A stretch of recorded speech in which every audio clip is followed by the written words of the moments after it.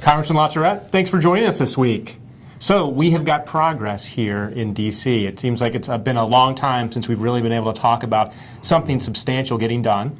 But this week the House approved the omnibus appropriations package, and it looks like it's going to pass in the Senate. Talk to us a little bit about what that is, what that means. Well, again, we had talked earlier about the fact that Senator Murray and Congressman Ryan, Chairman Ryan, had worked out a deal at the end of last year to sort of back us off another one of these crises. But what had to be done was this deal then had to be put into statutory language. And so what's passed this week is something known as an omnibus appropriations bill. An omnibus appropriations bill is where they take a number of appropriation bills, in this case all of them, put them into one vehicle and pass it. The significant thing about it is that it spends a little north of $1.1 trillion for this next fiscal year. That is more than the Republicans wanted to spend. It's less than the Democrats want to spend. But in recent times, you know, if somebody didn't get 100% of what they wanted, there was no deal. So what's remarkable, I guess, and noteworthy about this is that people actually signed off. It passed by a huge margin, 360 or something votes, and 3 Democrats voted against it, and 60-some Republicans voted against it. So it's significant in that we're inching back towards regular order, meaning the normal way we used to pass appropriations bills and actually fund the federal government.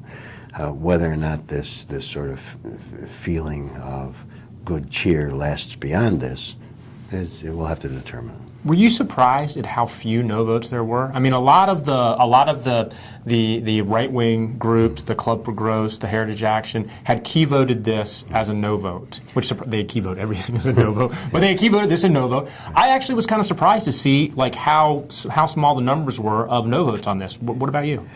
Well, I have viewed this as sort of a test, and just to set it up by history, when you had the vote to reopen the government, and these same groups had urged, Republican lawmakers to vote no on reopening the government. You had 144 Republicans on that vote not to reopen. When Speaker Boehner, and we talked about this, had a sort of temper tantrum at the press conference after this Ryan Murray deal was struck and called out these conservative groups and said, you have no credibility.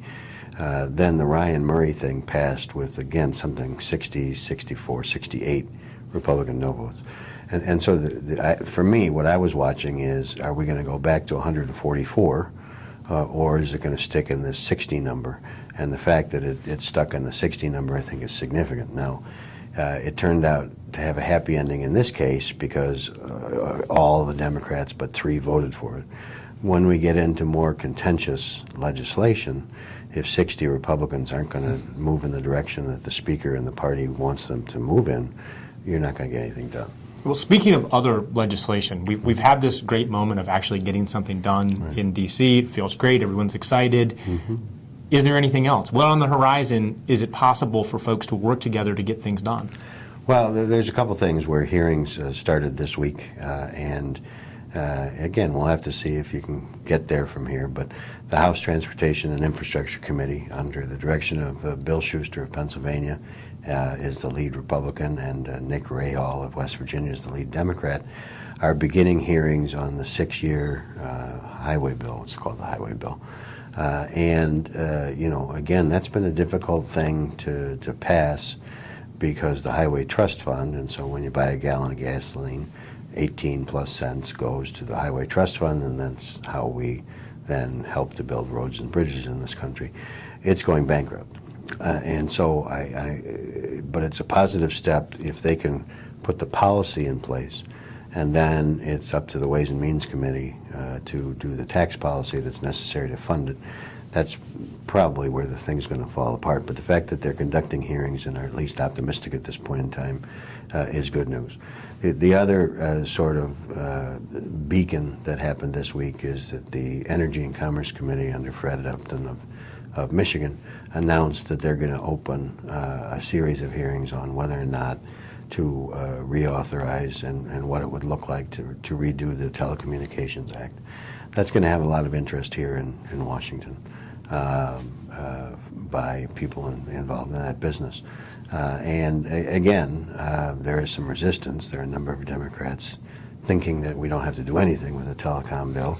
A lot of Republicans would like to go in and make some changes. But the fact that there's hearings, the fact that at least people are saying nice things about it and about each other is in direct contrast to where we were a year ago at this time. So who knows?